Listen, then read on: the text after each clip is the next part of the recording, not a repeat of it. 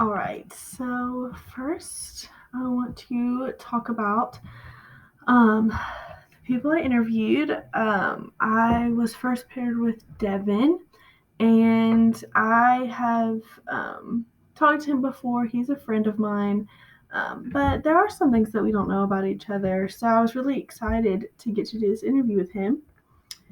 And um, started out with the basics, just some things that I already knew, some things that he already knew about me. Um, he didn't grow up far from here. He was born and raised in Kingsport, so he's born pretty close to Johnson City. He talked about his major, and he's very passionate about health sciences and human health. He wants to be a doctor when he grows up. He said that it was very important to learn the importance of the human body. Um, and he wants to devote his life to serving and helping others.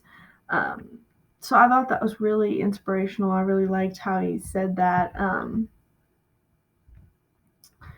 I asked him the question about his values. I asked him what are his most important values, and he talked about respecting others. He thinks it's really important to have integrity, to be honest. But what I thought was a really great one, I haven't really heard many people talk about this before, but one of his main values is being intentional. He believes that you should be intentional with everything you do and everything you say. And I really liked that. I don't think I'd ever heard anybody talk about being intentional as a quote unquote value, but I really liked how he said that. And then I asked him what he was doing to help ensure that someone who may be different from him felt included. And he basically said that he would relate to them and their struggles, check on them often, talk to them, listen to them, ask them their opinion, and actually take it into consideration to show them that they are appreciated, that they are needed.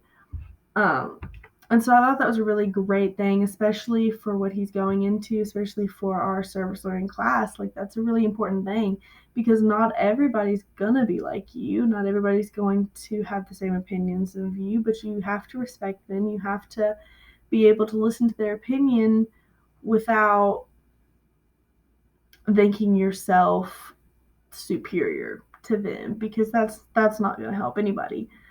Um,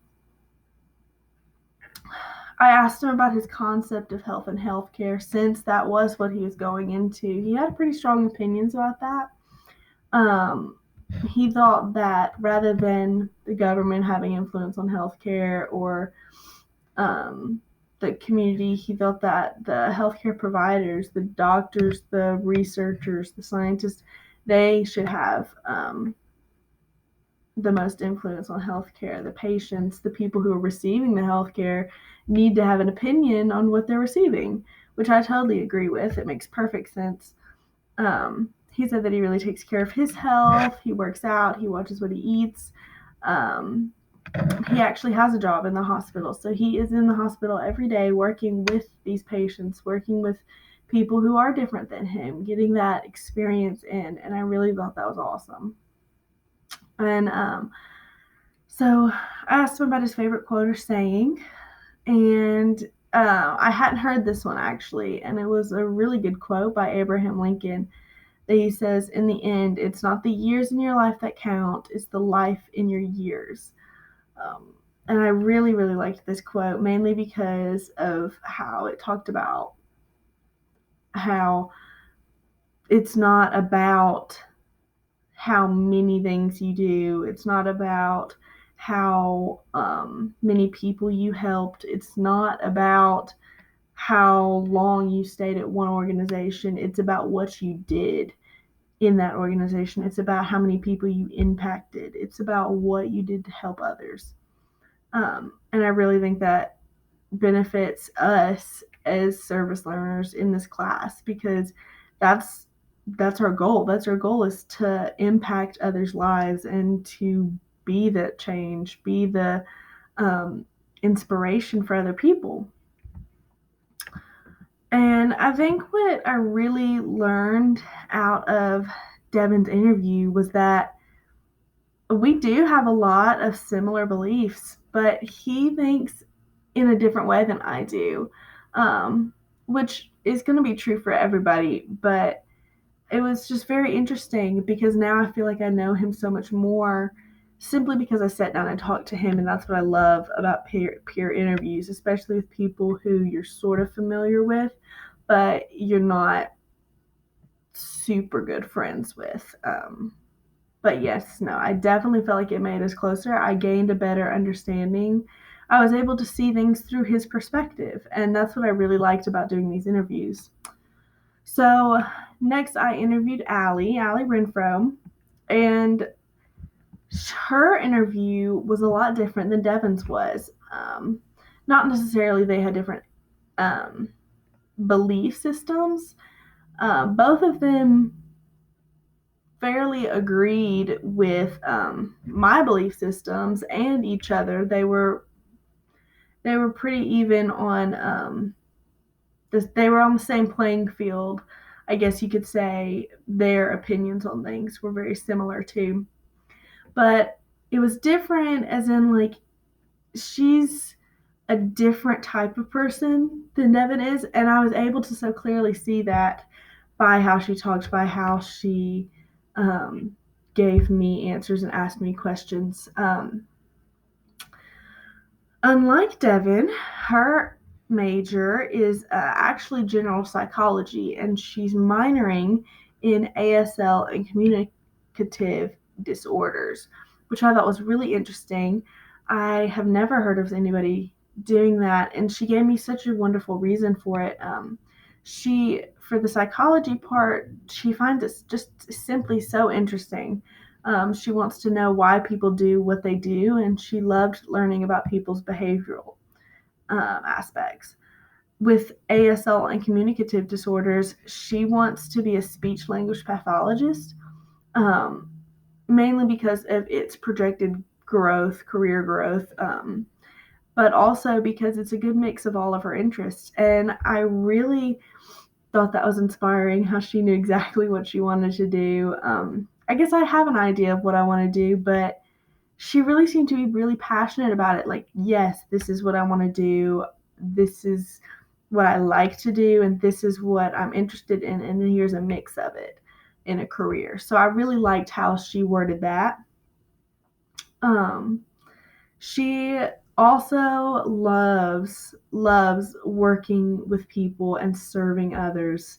I could easily tell through how she talked about her acts of service and her community service organization that she's working with.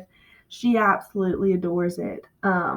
She's working with the ETSU uh, Bucks.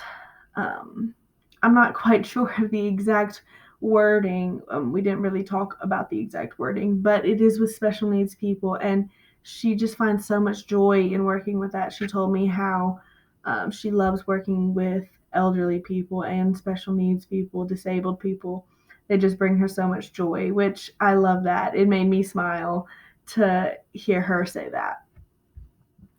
And then I asked her the same question that I asked Devin. I asked her what she's doing to help ensure that someone who may be different from her felt included.